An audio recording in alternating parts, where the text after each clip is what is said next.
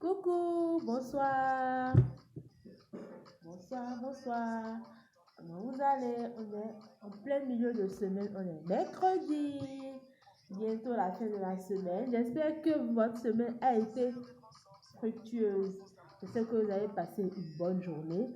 Alors, nous nous retrouvons ce soir pour continuer le développement de notre thème que nous avons commencé. 13 habitudes à adopter pour sortir de la rive-race. Alors, aujourd'hui, nous allons parler du point 5, 6 et 7. Alors, le point 5 nous dit, pensez que l'argent est une bonne chose. Mes chers amis, c'est naturel d'aimer l'argent. C'est même la base d'aimer l'argent. Je ne vois pas quelqu'un qui n'aime pas l'argent. Quand on était petit, on nous disait, non, c'est important d'aimer de l'argent. Parce qu'il faut aimer l'argent pour aimer se le faire. Si tu n'aimes pas l'argent, tu ne peux pas te faire de l'argent. C'est pour cela qu'on nous demande de sortir de la rive-race, de sortir de cette mauvaise mentalité, de cette mauvaise... On dit non, j'aime pas l'argent.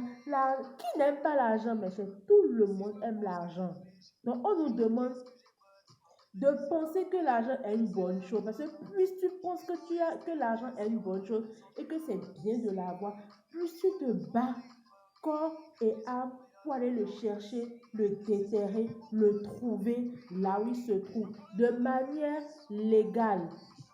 Je ne dis pas d'aller voler, d'aller tuer, non, je vous en prie. Travaillez à la sueur de votre front et Dieu bénira vos œuvres.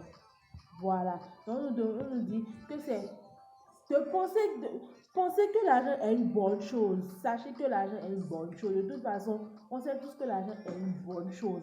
Voilà. Après, on demande de chercher un rapport gagnant-gagnant. Quand vous voulez tourner un business avec quelqu'un, pourquoi de plus en plus les business ne marchent pas? Parce que souvent, même nous, avec notre mentalité africaine là, on a tendance à penser à soi-même. C'est pour moi. Et ce que moi je veux, notre moi nous est tellement cher qu'on ne pense d'abord qu'à notre moi. Alors on nous dit non, laissez le moi et adoptez le on, le vous. Voilà. Gagnant, gagnant. On gagne ensemble. On triomphe ensemble. On bâtit ensemble et on évolue ensemble.